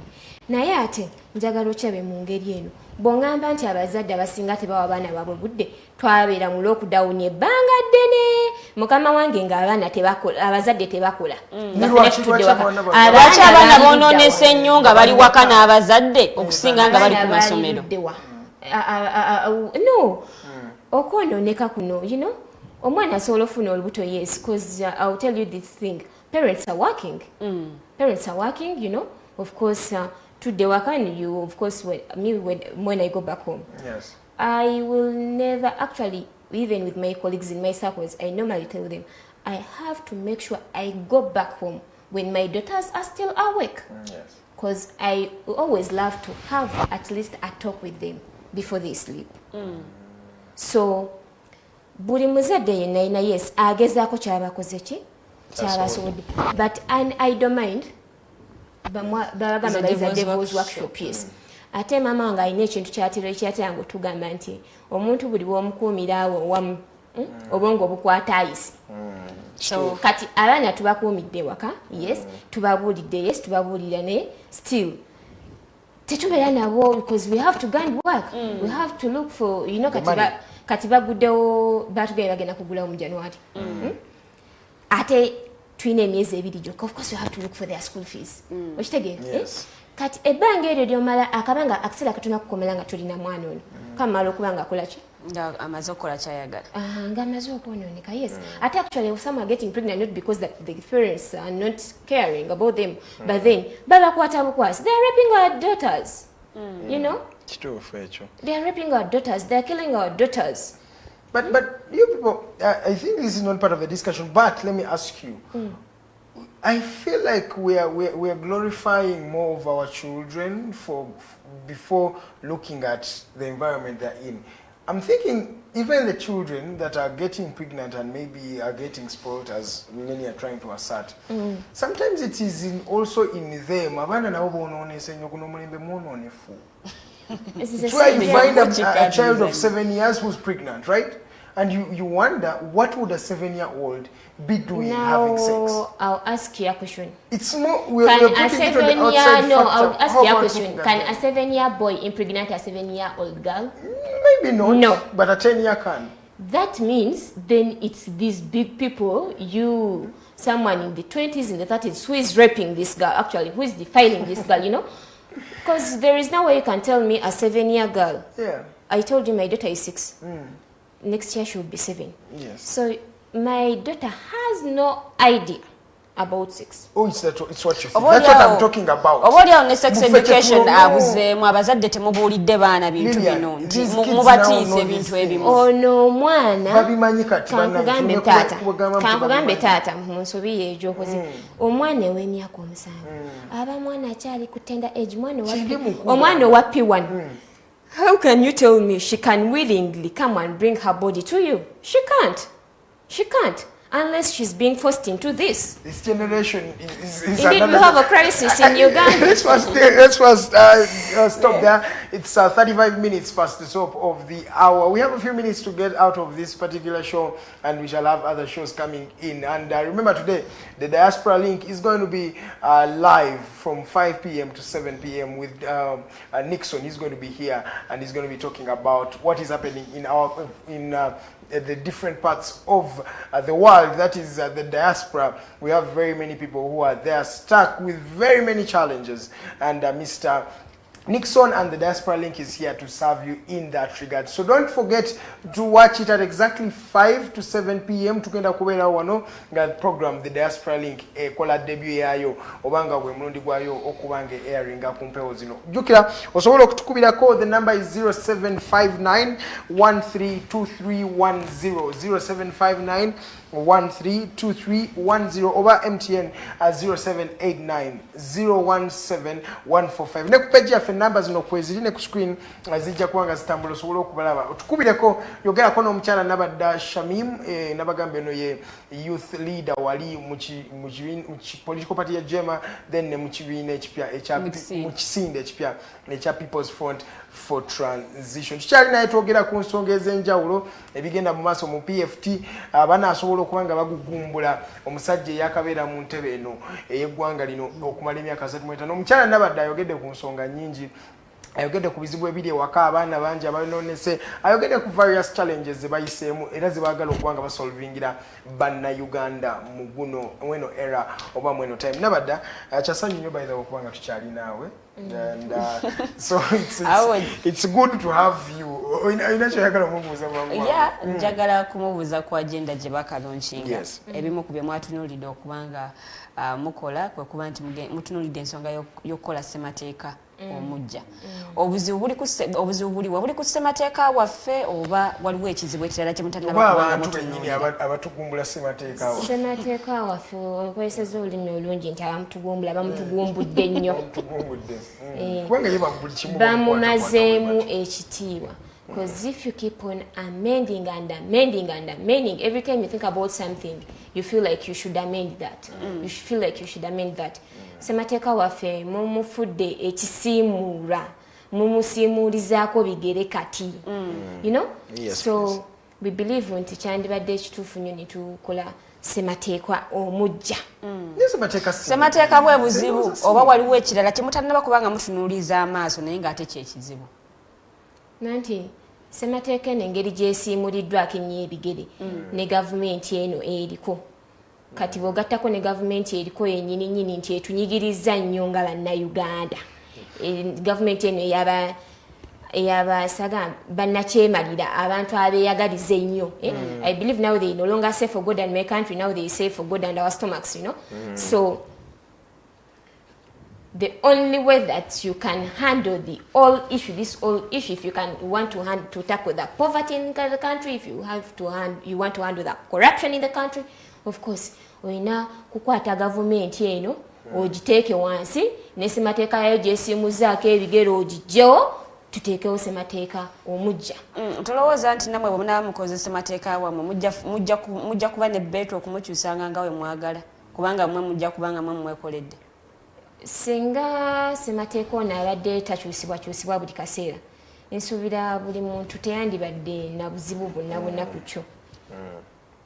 Because ffenna tukuze Uganda Constitution tugiwa ekitiibwa naye ate mu biseera bino tekyaweebwa kitiibwa nga bwekyakola ki bwe kyali nga kuba omuntu atuulawo ku makya n'agamba kati mpezezaayo emyaka 75 gino ngiyiseemu nkoze ntya akawaayirako tukakyuse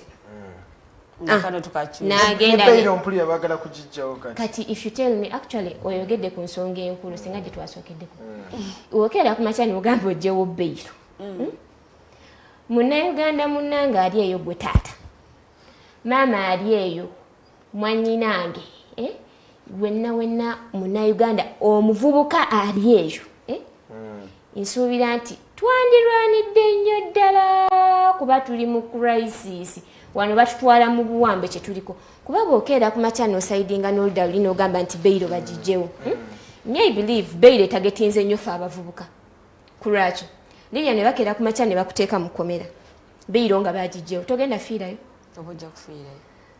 Nja kugamba ekintu kino abantu abasinga be basiba tebaba baziba misango. Sometimes they just suspects, Sometimes some people are being held unlawfully. Like our comrades be bakwata mu last elections, Some of them are being held unlawfully, But then singa bagamba nti bagyewo beyiro, nga ne mukukwata omusango gwe bakukwatidde tewaguzizza. So beyiro ne bagijjawo togenda vundira mu kkomera. How can you prove your innocence? And to add on that, let me inform abantu abali ebweru eyo nti the only person who won't be got by that particular bill is only the president alone. Actually. Any other Ugandan, you can't be arrested anytime as long as life continues.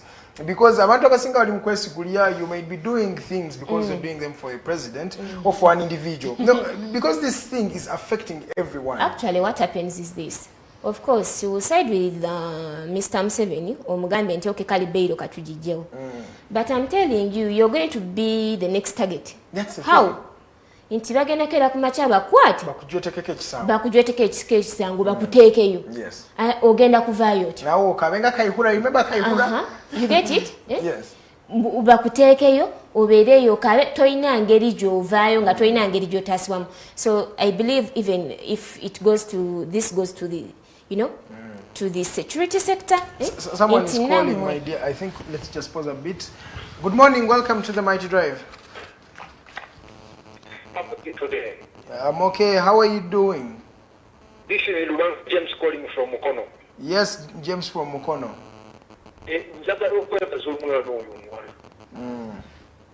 Ebigambo byayogedde bituufu. Yesebo. Eggwanga lino lyetaaga enkyukakyuka. Abasajja bali aba bagenda ne batuwuudiisa batugamba tubikwase Kyagulanyi. Kyagulanyi tumukwase ensonga. Nakubawo n'atugamba bano ebintu binene biibyo kitegeeza tebalina kye batugamba kaakati eggwanga tetusobola tutunuulize butunuulize Museveni yeedirisiza mu ntebe tuzinga engalo nga tulinga abatamanyi kigenda mu maaso fena tumanyi abasajja banno tubaalya ssente olinayo omuntu gw'omanyi yali afudde mu kagulu n'akomawo n'atandika okugula amamotoka netandika okukola embaga tasobola kola bannagenda mu kagulu bakola zibaside pate bazikolera South Africa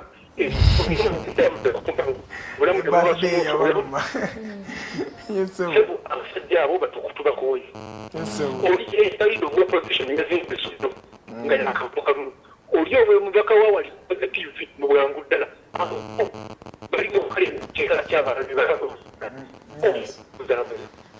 twamwesiga n'atusiriwaza twagala nkyukakyuka tetwewadde katugadde ku mugendo gwa PFT oba tutoberereeyo alitunatunaye nga tetukolera bali mu birthday bali mu honeymoon bali mu celebration enough we want to change. Thank you so much, James. But James, if you're watching, this is exactly what I was saying. James, njagala soka avene kusimu bulungi. James kyekino kyembadde njogerako ngamba mwenna kati why are you looking at NUP? I'm wondering where does even NUP come in this picture? Because olusi tulinga abali, we're looking at the small things. Ngai wagambi, we na common goal emu. Vaku NUP joliko. The gun jitunuzani.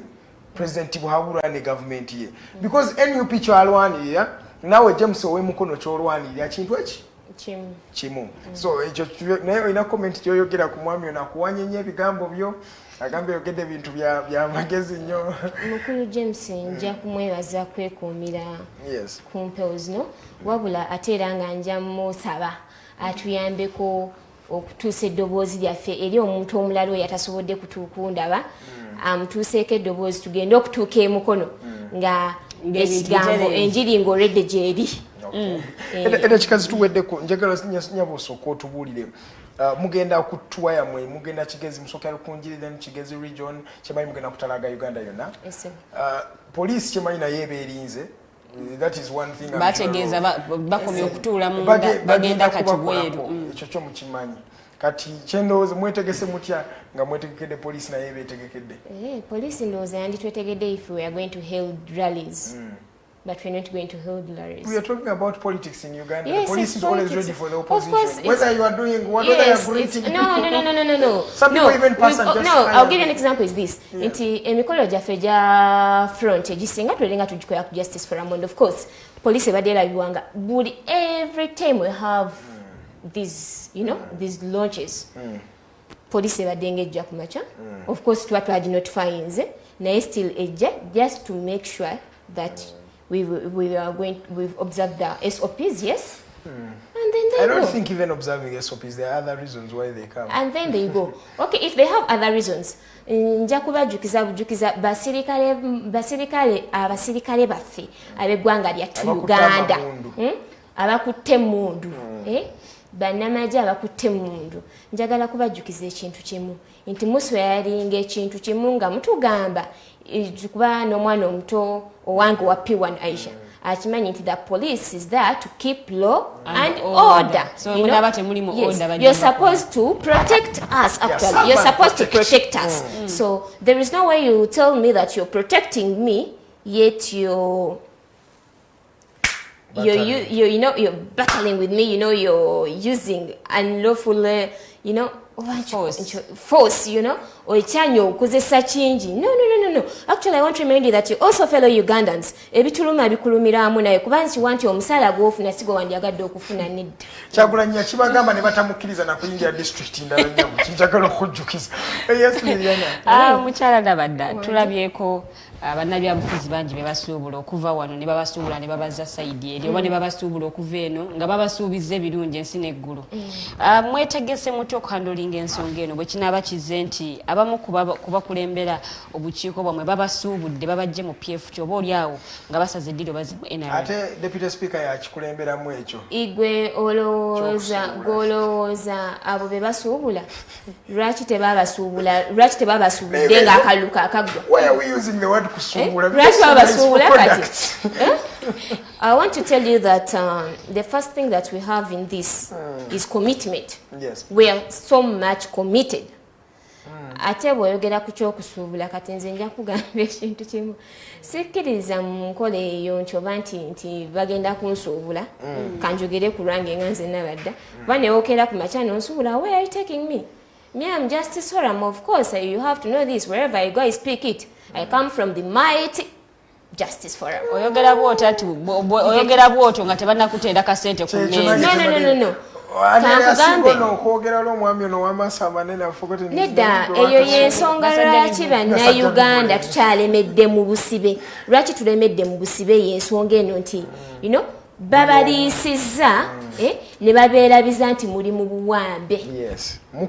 Babaliisizza ne babeerabiza nti muli mu buwambe. Kati nze nandyagadde bagamba nti muzuukuke muve mu buwambe obwo muleme bakukkiriza kubaziba maaso. Temutukkiriza kutuziba maaso. Tuzuukuke tulwanire wamu. Mukyala Nabadda tolowooza nti waliwo abamu abakola bino ne bavaayo oba ne bagamba nti omukulembeze tumukonye twagala nkyukakyuka nti nabo baba sporting out nabo babajje babagamba kati jangu kuwe emmotoka jangu kuwe n'akasente kakano bwe kati ne bwe kati. Ekisooka kyenja okugamba tosobola kumanya mutima gwa muntu. However much someone speaks out, You can't know someone's heart. So buli muntu aba n'ekigendererwa lwaki aba yeegase ku mugendo. Weewaawo ate era ffe Abaganda ne tugamba nti eyawukana ku mugendo eba efuuse eki? Eba efuuse kaasa. Kati mufe okubanga essaawa zino tetunnafunamu kaasa. Nsuubira nti tutambula bulungi era nga kugenda maaso nga kansomeko ku comments. Omwami Mutale Farouk agamba Nabadda, don't you think the people like Kyamundu you have in Justice Forum are in better position to lead this than Kano Chifefe? I have rather those so-called elders participate in backdoors than naming them chairman. Kakati mukulu Farouk nja kuddamu kino nti Kyamundu gw'oyogerako Kyamundu yomu ku bantu abatula ku executive era ne kachiko aka JCC aka front era nga yomu ku bantu yamyuka akulembera pano ya finance. So ate nga tugenda okulonda obukulembeze buno wasooka okubaawo obukubagana nkujitenta okwogerezeganya kwani abakulembera front. So it was really open. You could nominate yourself. Political parties could nominate in their people. Yes. Civil society organizations could nominate in their people. Yes. But then they all came up and they were like, no, let's put this man, you know, yes, let's put this man for a moment, you know, because we believe in him. Very many people believe in him. Singa kumacha tukera kumacha ne kugamba. I'll give you this example. What I've faced, actually, it has been somehow a challenge to me, meeting students. I meet with them, yes. So, but then the other challenge I have is that when you're connecting, because we are trying to organize university chapters for the front. So when you try to conduct them and you're talking to them, they will tell you, yes, is Kano going to come? You know, is Doctor going to come? Why do they ask that? They ask that because they believe in him. There are very many people out there who believe in him. Yes. You get it? So he's there because he's an inspiration. He's a motivator. And he deserves it, really. To the others, and yes, he deserves it. He's been in the struggle for more than 10, 20 years. Don't you think yali tudde wabbali ne yeebuzibwako bano obanga waliwo omukulembeze omulala gwe bataddewo? He was nominated. Mukulu Faruku Kyamundu gwoyogerako yali omu kakiiko kano nga bakabuuza ani abakola ki teyenominatinga. Era Mukulu Kyamundu ekirungi kwali andaba. Na ye kennyini nnyini n'asaba ne bamuteeka wali wakola ki ku paneeri gy'aliko. Kaakati nzikiriza nti ono aliyo Dr. Kizza Besigye, yes, he deserves this because he's an inspiration. Even to me myself, he's an inspiration. He's a motivator, you know. Tetusobola kera kumacha ne tuleta singa bakera kumacha ne bakuteerawo Nabadda nga nze akulembera front. Of course, oyinza osanga omanyi abavubuka tulina ensobe endala gye tulina nti tugaya nnyo bavubuka bannaffe. Naye ate bw'onooleeta omuntu omukulu osanga nti neeyandigayiza Nabadda ate oluusi agenda sirikamu akole ki awuliriza ensonga z'omukulu. Ate n'omukulu Dokita kyatukoledde kyane. Njagala nkuwe n'ekizampa endala kummwe aba media mmwe bennyini nnyini aba media. I realize wherever if we give Doctor to speak first, customize okwogeranga kamera zammwe muzizingako. Kamera zammwe nga muzizingako nga muzikola ki. That means he's the only person you've come to see or to hear, listen from here. So that's why abalala kabwogere musobole otwala message yaabwe, then he will speak last. You get it? So he motivates everyone. Namwogeddeko the mere fact nti amumanyi nti amwogerako. The mere fact nti bamwogerako lwali Dr. Kizza Besigye why because he